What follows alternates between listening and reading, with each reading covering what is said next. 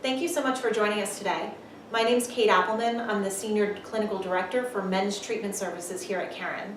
And today I'm joined by Dr. Dean Drosnes. Dr. Drosnes is our Associate Medical Director and also oversees our chronic pain and opioid addiction programs.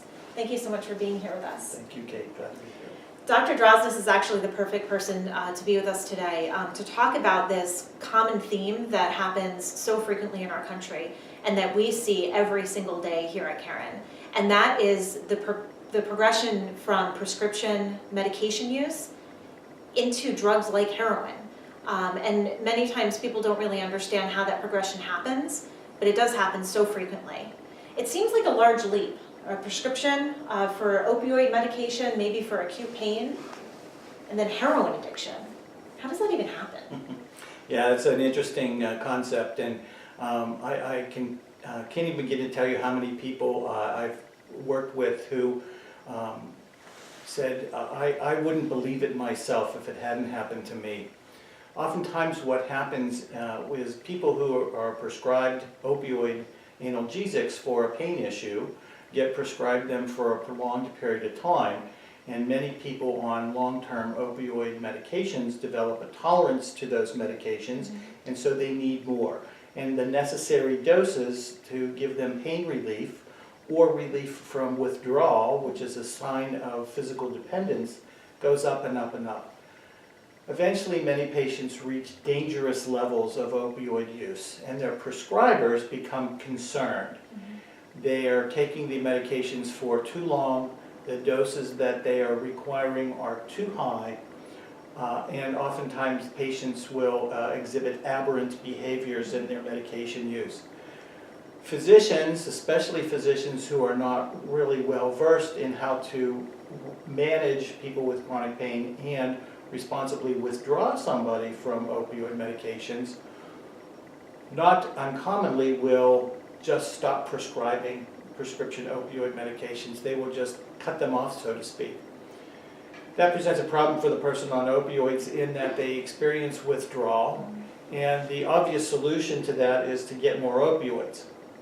If they're on a prescription drug monitoring program list, they may have a difficult time finding anybody who's going to prescribe them opioids. So they turn to their friends.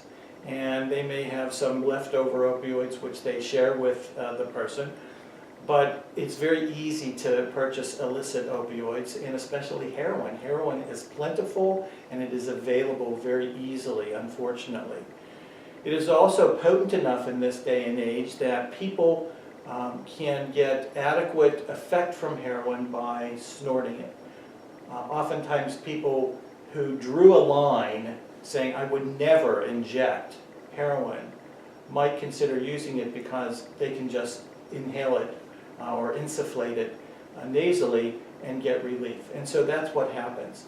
And it's an unfortunate progression. Heroin, because of its potency, can have much more significant effects on the brain. It also is an unregulated substance, so people don't know what they're buying. And some of the new heroin is contaminated with fentanyl and some of the fentanyl congeners, which is very, very potent and oftentimes very dangerous.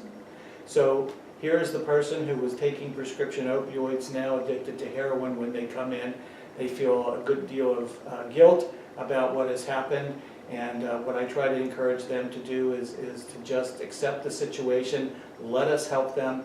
We can get them better pain relief if they have a chronic pain condition, and help them break this cycle. And starting to think about what you would tell people who are in that type of situation, because they tell themselves, but this is prescribed. This is prescribed to me and I'm just following direction.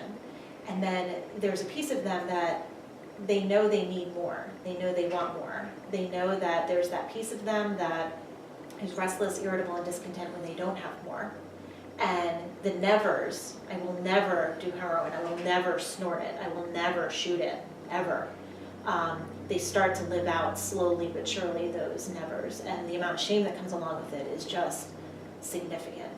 So if you have somebody who can relate to that progression, what would you tell them here today?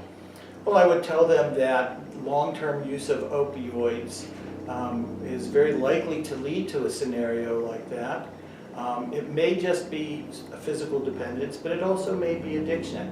Addiction is a disease and it's not a moral failing. And so people would do well to not be afraid of admitting what's going on with their substance use and asking for help. Help is available. It is not shameful to get help. We can help somebody make a decision as to whether it's physical dependence versus addiction, and either way we can offer them help. Thank you so much for being with us here today. My pleasure, Kate. For more information, please feel free to visit us at caron.org. Thank you so much.